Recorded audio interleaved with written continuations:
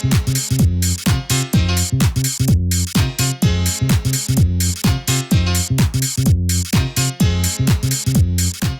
my name is Preston. I'm 17 years old and I'm currently a high school student in British School Jakarta.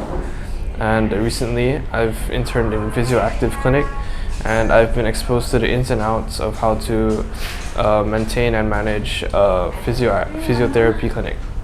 So first thing I learned was the hands-on physiotherapy assessments. For example, I learned basic skills on how to conduct injury assessments, as well as rehabilitation planning and patient education. And the other side of the managing this clinic, I've also been exposed to the business side. I've learned financial planning as well as the management of the entire company. The things that stood out the most during my time here was definitely how hospitable all the therapists were.